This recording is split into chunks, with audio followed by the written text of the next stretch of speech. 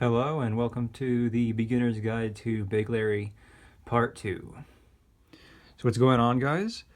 If you remember in Part 1, we went over two-finger wraps, slips, grip transfers, and a couple rebounds, right? So this is a direct continuation of that video, so if you are still struggling with those concepts, I definitely recommend you go back and practice those and then come back to this video. So what we're going to be going over in this video are one-finger wraps, air stalls, and weaves. So to start off, we're going to go over the most basic one-finger wraps. One-finger wraps are fairly similar to two-finger wraps in the most basic sense, but then they can get a little bit more creative. So to start off, we're going to start off in standard grip and perform a couple two-finger wraps with slips in between. And then you have to pay attention to the direction the bead is swinging for this trick. If it's swinging upward, right? If it's swinging up toward your index finger, you're going to just tuck your middle finger in, stick your pointer finger out, and try to hold the bead in place still, and allow the string to wrap around the index finger like that. And then you can let it go down. Oops. Popped out of the grip. So again, you go up around the index finger, and then you can catch the momentum and flip it down. Now I can't keep it in the grip. Index finger, go down, and then you can go back into two-finger wraps. And you can alternate with a little one-finger index wrap up here in standard grip.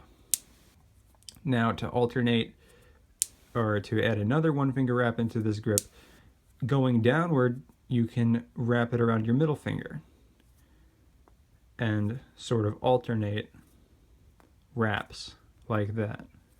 Now the reason why you have to pay attention to the way the direction the bead is going is that if you try to, say, do an index wrap while the bead is going downward, you're going to see something kind of like this. As you can see, the bead doesn't have any finger to wrap onto. You're sort of intercepting the string with your single finger.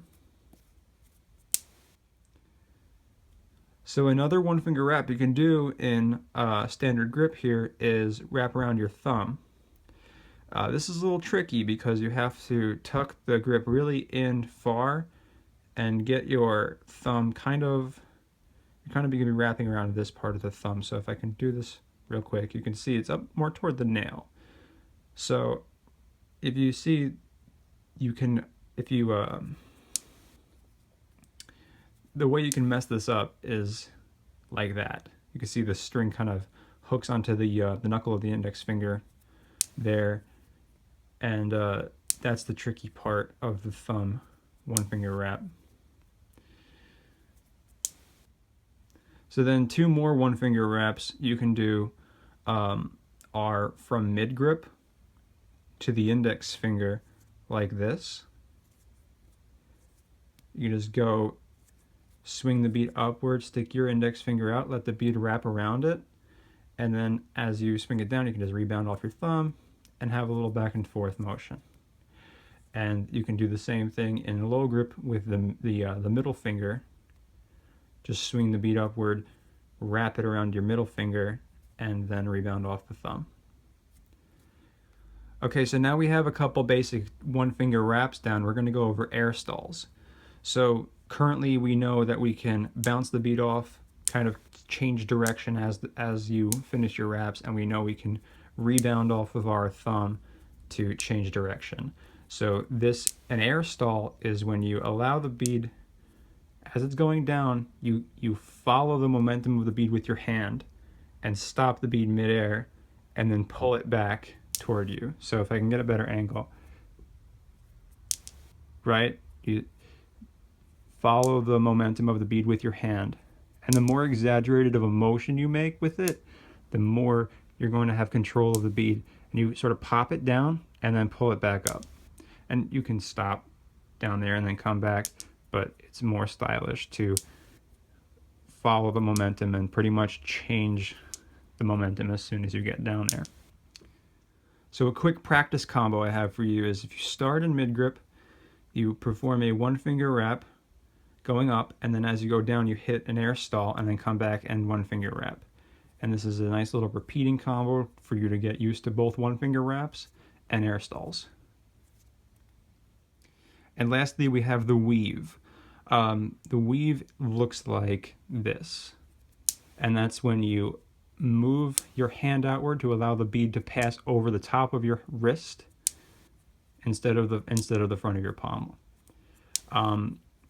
The motion for this is very much moving your hand from this position, right? Your arm is extended outward and your fingers are pointing sideways, to move your hand just directly in line, if not a little bit forward, with your wrist as the bead is in its trajectory, so to speak.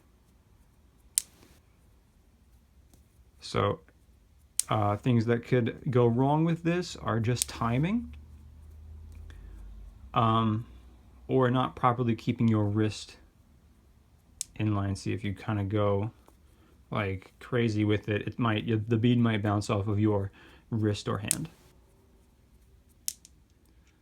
So the final practice combo here is again doing a 1-finger wrap with an air stall in between, and then doing a wrap